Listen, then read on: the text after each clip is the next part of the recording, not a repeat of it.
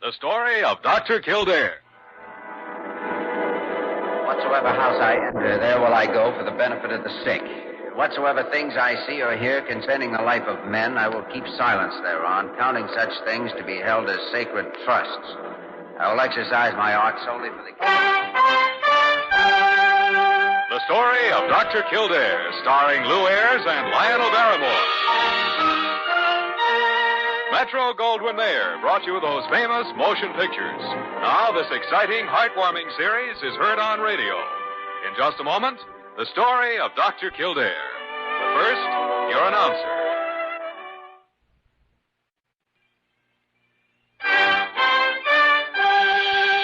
Now, the story of Dr. Kildare, starring Lou Ayres as Dr. Kildare and Lionel Barrymore as Dr. Gillespie.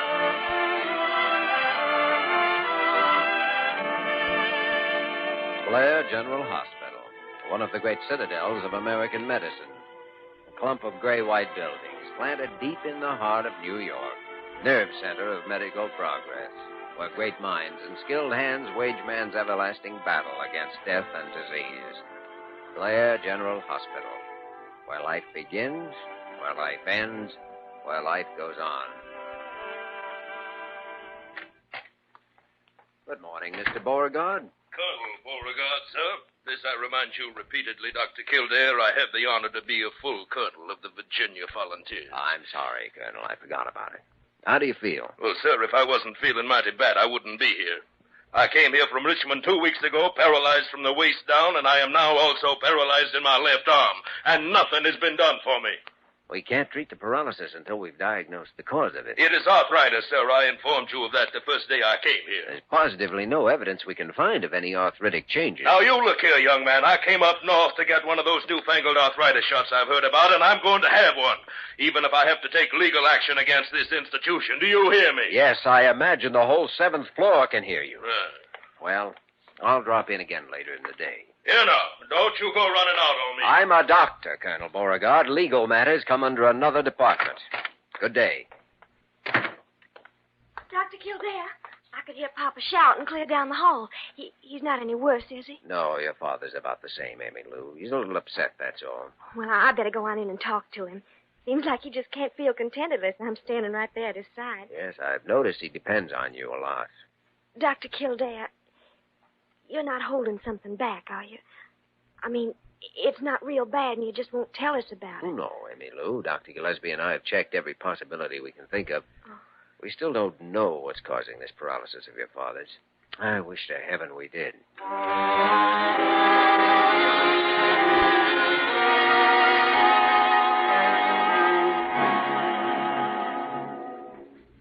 Jimmy, you can go through those books until you're blue in the face, but you are not going to find any rare disease that explains this Borgard case. I wasn't looking for a disease, Dr. Gillespie. I was thinking more of a syndrome.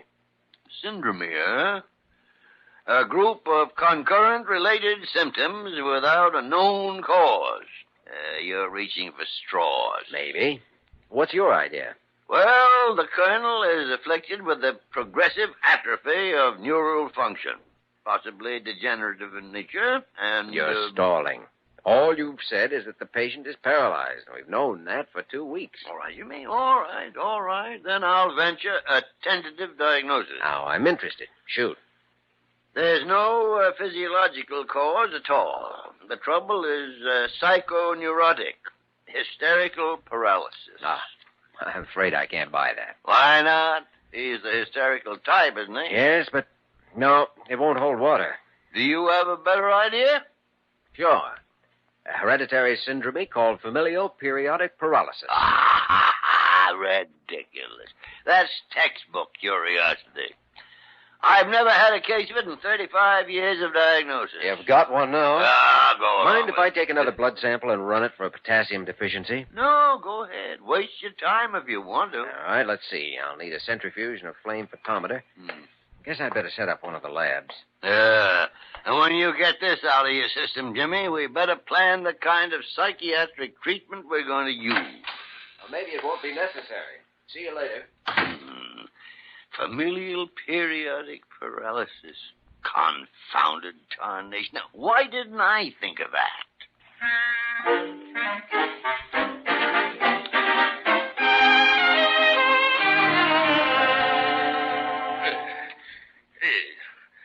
Dr. Kildare, since I came up to this northern hospital, I've been punctured by needles in 47 different places. Another week and I won't even have any blood left. Easy now, Colonel. There we are. Well, that's a full quart, sir. You've drawn out a full quart there. Oh, it's only 20 cc's, and this may be the last sample we'll have to take. Well, it's the last one you're going to get, sir. Of course, if this doesn't separate properly, I'll have to run a second specimen. I won't hear of it, sir. We Beauregards have always stood ready to shed our last drop of blood for the honor of the South, sir. But I must say my feelings toward Blair Hospital are not quite so generous. Dr. Kildare, no more blood, sir.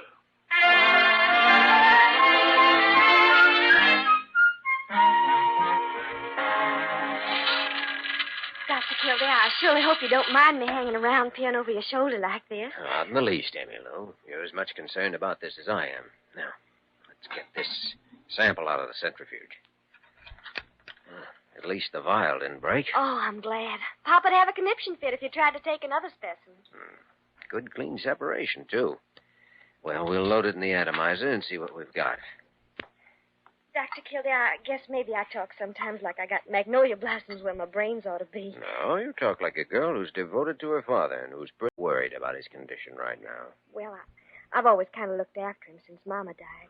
Let me get this burner lit. There we are. Dr. Kildare, I guess I got even more than you know to worry about. You see, I've never had the nerve to tell Papa what I did about 6 months ago. Well, what'd you do? I got married. Congratulations. Papa'd be mad in a wet hen if he knew. He'd never even let me go out with boys. What did you marry, a horse? No, a boy. I met him secretly, you see. He was on the newspaper in Richmond at the time, but now he's working for a magazine here in New York, and he wants us to get an apartment and live together. He's getting mighty impatient. Yes, I imagine. I guess you can see I've got something to worry about, all right. Well, Emmylou, if I'm wrong on this diagnosis, we'll both have something to worry about. Now, let's start the test.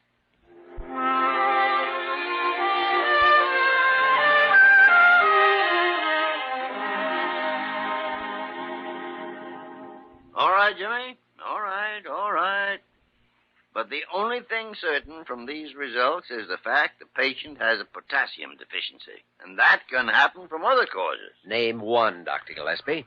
Well, amoebic dysentery, for one. Oh, now, is that your diagnosis in the Beauregard case? No. I didn't say that. I was merely giving you one example. You've also been doing some research on the subject. Confound it, I'm responsible for you.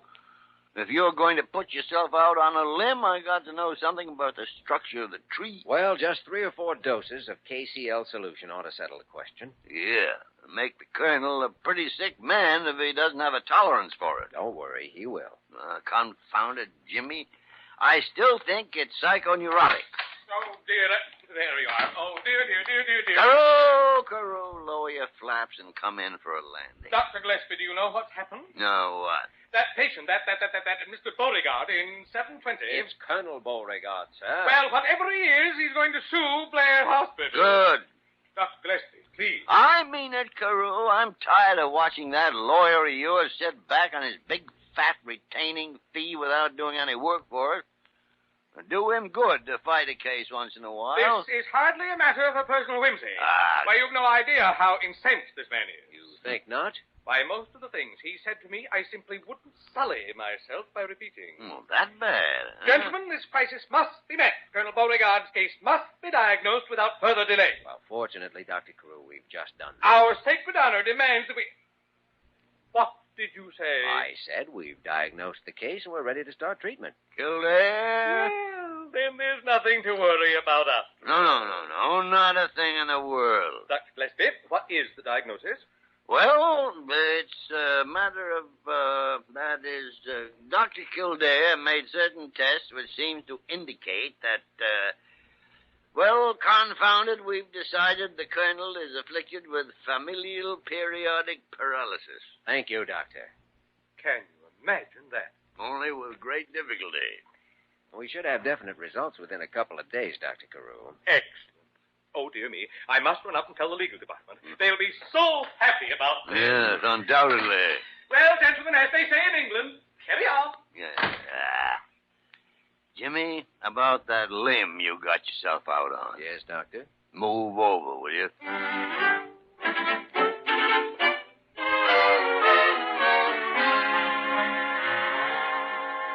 It's nothing but salt water, Dr. Kildare. You've had me drinking that concoction for 2 days now, and I'll not imbibe any more of it. In Richmond, sir, we do not drink salt water. Now, Papa, don't you go getting obstreperous again. Oh, maybe you won't have to drink any more of it, Colonel. If we're right, you've had enough now for a cure. A cure, sir? Well, may I point out to you, sir, that I am still flat on my back in this bed, paralyzed? How do you know whether you're paralyzed until you try to get up and walk? Dr. Gillespie, I'll not stand for any bullying, sir. Oh, fiddle-faddle. Lammy Lou, throw those bedclothes back out of the way. Yes, sir.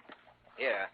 Better put this robe around you, Colonel. It'll be a bad time to catch cold. You're merely wasting your time. Salt Now, water. go ahead. See if you can bend your knees and draw your feet up. Well, of course I can't. But I needs an arthritis shot. Oh, please try, Papa. You just gotta try. Maybe, Lou, I am trying, but I... Look, they're moving, Papa. You're moving your legs. By the great horn spoon. Familial periodic, Doctor? Now, let's try standing up, Colonel. Well, I doubt if I can, sir. I can barely move them. I still think an arthritis shot is what I... Feet on the floor. That's it. Now, hold on to my arm. Try to stand. Easy now. Well, I don't think I can... Oh, Papa, Well, by Jefferson Davis. you're standing up. Colonel, a few days massage of those muscles and you'll be as good as new. Well, I'd never have believed it, sir.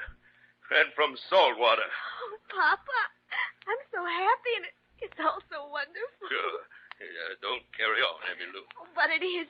You're going to be all right, and I'm so happy. And now I can leave home and go live with Richard. What did you say, Emmy Lou? I'm married. I've been married for 6 months, and I've been scared to tell you about it. Emmy Lou? His name's Richard, and he's wonderful. And we're going to live right here in New York, and you can come see us every... Papa! catch him, Jimmy. Easy now, Colonel. There. My legs. My legs, sir. I can't move them. Oh, it's all right. Here, let's get back into bed. There you are. They're paralyzed, sir. Just like they were before. Oh, Papa. Emmy Lou, we'll be outside. Well, it looks as if that's that. Familial, huh, Jimmy? All right, Dr. Gillespie. The limb broke. I'll come down to your office in a half hour. Guess we'd better plan some kind of psychiatric treatment.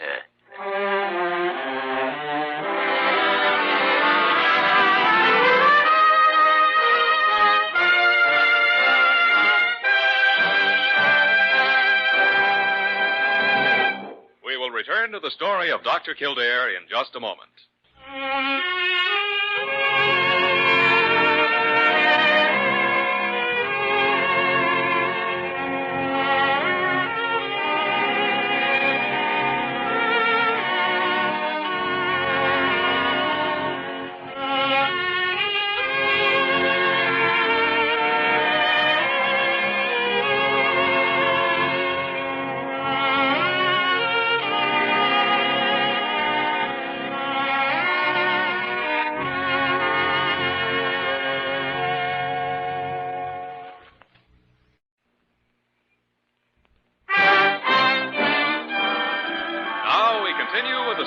Dr. Kildare, starring Lou Ayres as Dr. Kildare and Lionel Barrymore as Dr. Gillespie.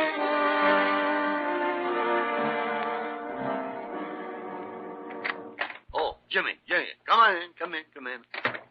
How's the colonel? Oh, he's all right, Dr. Gillespie. Emmy Lou's staying with him. Well, what do we do now? Do? Why, we just put all our faith in potassium salt solution. Can't possibly go wrong. No. I just ran a photometer test. The concentration of potassium in his blood is essentially normal now. And yet the patient is still paralyzed. Amazing, Dr. Kildare. All right, but it was the right answer. He was cured. Trouble now is an entirely different cause. And might I inquire as to the nature of that cause? Yeah. Psychoneurotic. Hysterical paralysis, to quote an old medical friend of mine. Colonel Beauregard is an abnormally possessive father. Knowledge that his daughter was married and was planning to leave him was quite a shock, though his mind fastened on one sure way of holding her, a way in which he was already conditioned. Paralysis. Well, that's quite a coincidence, though, Jimmy. Patient paralyzed twice in the same day from two different causes. Now, you're just trying to start an argument. Oh. That's the only logical explanation of his trouble, and you know it as well as I do. Yeah, sure, but still it's a coincidence. We'll have a hard time convincing anybody else of it. Yeah, especially Carew. Ah, that nincompoop. He's got a chronic paralysis himself from the neck up. That's too bad. Just when he had the legal department all quieted down. Pardon me. But... What is it, Parker? What? Well, Dr. Carew is out here. Shall I? Yes.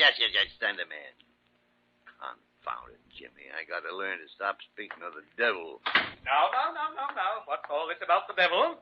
We've just decided Colonel Beauregard's possessed of a devil. Really? Is there anything to be... Oh, you're twitting me.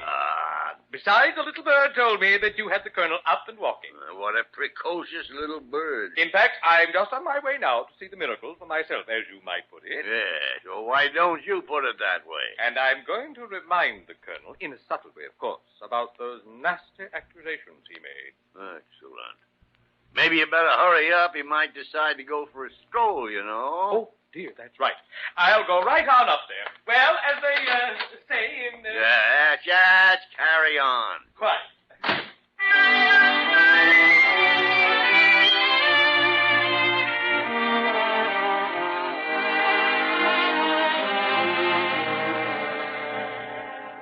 No, Dr. Kildare, I fear I'm doomed to spend the rest of my natural life in this unfortunate condition, sir. A useless burden to my loved ones. Oh, now, let's not give up and decide that so quickly, Colonel. We had you on your feet once. We can do it again. I might say that I do not share your confidence. Now, you've got to learn to share it. We can't expect any results until you do. Don't you want to walk again? Well, that's a preposterous question, sir. Do you believe that I would deliberately choose the life of a helpless invalid? No, Colonel, not deliberately. We Beauregards have always been men of action, sir. Why, during the war between the states, when that blackguard Grant, by a piece of low chicanery, managed to enter the city of Richmond, yes, my family was the last in town to surrender, sir. Yes, well, then my father, who was 15 at the time, was behind the well curb firing a horse pistol. Mm-hmm. My grandfather was at the basement window firing a squirrel rifle. I see. And my grandmother was on her second-floor piazza throwing down rocks. I'm a man of action, sir. Well, in that case, Colonel, fighting a simple thing like a mere case of paralysis ought to be a cinch. Well, that's different, sir. It's not something a man can see or get a hold of. Well, it's something that can be fought. That is, if you want to fight it. Well, of course I want to, sir. I can't bear to think that I might be this way all my life. Oh, it's hard on you. And on your daughter as well. Emmy Lou is free to choose any course she desires, Dr. Kildare. Well, she'll never leave you in this condition. I shall insist that she live her own life, sir. Have you met her new husband? I have not, sir. That violator of the home sneaking around to steal her away from me like a thief in the night. I see. Well, Colonel, the problem seems to be fairly clear-cut, but the treatment depends entirely on you. I can't do a thing until you decide to cooperate. That is, to fight.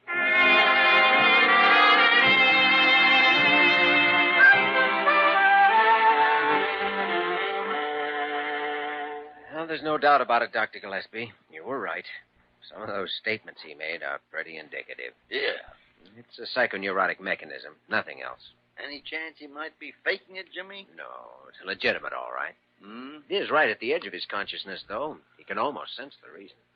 That's why he's so ready to give up now and accept it. That avoids any chance of a cure. Paralysis in preference to losing his daughter. Yeah. Well, it fits the pattern. Yes, the problem's obvious enough. So's the treatment. Provide some kind of shock to wipe out this solution his mind has created for him. Change the problem in some way. Any ideas, Jimmy? No. Well, I'll read up on some case histories this evening. Try to find some weak spot in the colonel's fortifications. A psychiatric blockbuster, Jimmy. That's what we need. Yeah. Well, see you later. Dr. Kildare. Oh, Emmy Lou. I've been waiting here to talk to you. Dr. Kildare, is there any hope at all for Papa? Well, that's pretty hard to tell yet. In other words, right at present, there isn't. I suppose that's one way of looking at it. What am I going to do? I love Richard and I want to be with him. But I love Papa, too, and that's not all, Dr. Kildare. It's not merely a simple matter of being married that I got to worry about. It's more than that. Yes, I know. You do? How did you know? I'm a doctor, Emmy Lou, remember? What am I going to do? Well, for one thing, you're going to consult me or some other doctor tomorrow morning. A mother has to start taking care of her child before he's born, you know.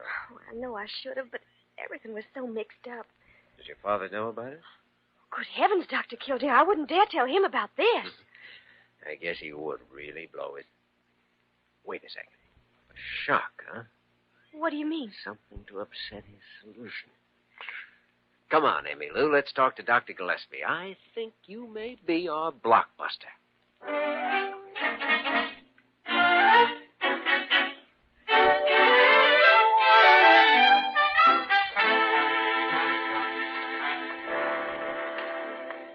Here we are. Go ahead, Dr. Gillespie. Thank you. Good morning, Colonel Beauregard. Emmy Lou. Good morning, Dr. Gillespie. Well, 2 doctors and a nurse, and all at the same time. Now, with the risk of appearing uncooperative, I might inform you all that I am not getting ready to die. Oh, of course you're not, Colonel, but we thought you might want someone with you at a time like this. Huh? At a time like what, sir? Why, Emmy Lou, haven't you told him yet? I was scared to, Dr. Kildare. I was waiting till you all got here. Waiting for what, if I may inquire? I guess you'd better tell him, Emmy Lou. Richard's probably downstairs in the lounge now. Yes, Well, speak up, daughter. What are you trying to say? Papa, I'm going to leave you. I'm going away with Richard, with my husband. Emmy Lou. I've talked it all over with Dr. Gillespie and Dr. Kildare, and they think I'm doing the right thing. I'm betrayed. Stabbed in the back. No, Papa, they're right. I'm awful sorry we'll never see each other again, but after all, I'm a married woman now, and my first duty is to my husband. And even more important, to my child. But to you what? To my unborn child. I'm going to be a grandfather? No, I'm going to be a mother. Well, goodbye, Papa. Here now, you come back here. I'm sorry you'll never see the baby. Emmy Lou. Goodbye, Papa. Forever. Emmy Lou. Well, stop her, somebody. Don't let her get away. Now, take it easy, Colonel. She's made her choice. Well, I've got to stop her, sir. The phone. Colonel, I had the phone disconnected. A Yankee conspiracy, sir. A foul plot. I guess there's only one chance of ever seeing her again and straightening things out. That's to catch her before she leaves the lounge downstairs. But that's out of the question now, since you can't walk. Oh, you're beaten, Colonel. Sir, a Beauregard is never beaten, sir. Why, it's no use, Colonel. You can't walk, and she's getting away. I can walk, and I will walk, sir. There. Why, you're only standing up. You'll never be able to make it to the elevator. I'll need that robe. Now, stand out of my way. I warn you, don't lay a hand on me. The great horn spoon. Jimmy, it worked. He'll get down to that lounge if he has to walk over broken glass. Down, son, and don't spare the horses. Dr. Gillespie, a case like this always leaves me a little frightened about what we're working with every day. Human beings. I mean, where do you draw the line between mind and body? You don't, Jimmy. You don't. It's the same old problem still with us. Which comes first, the chicken or the egg? Yes. Pretty hard to imagine either one alone. Maybe they both come together. What do you think?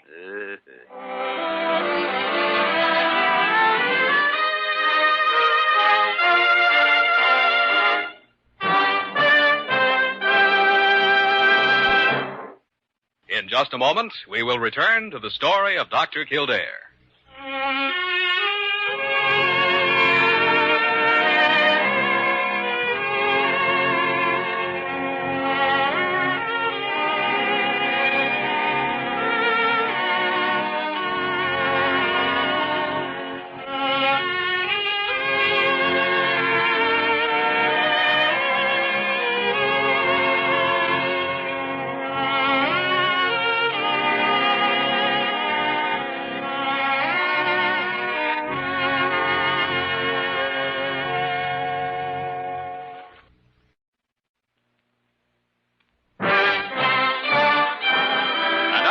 again the story of Dr. Kildare, starring Lou Ayres as Dr. Kildare and Lionel Barrymore as Dr. Gillespie.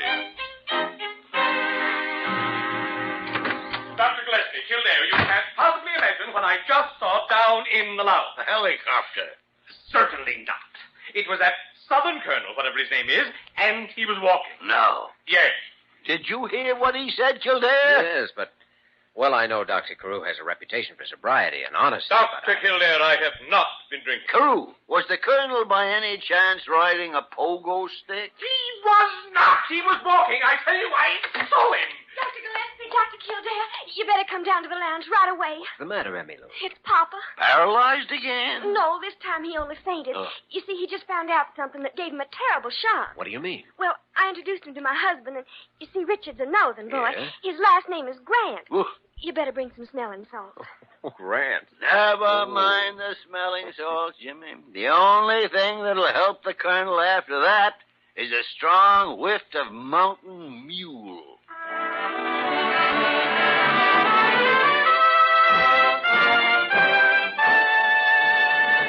You have just heard the story of Dr. Kildare, starring Lou Ayres and Lionel Barrymore. This program was written by Les Crutchfield and directed by William P. Russo.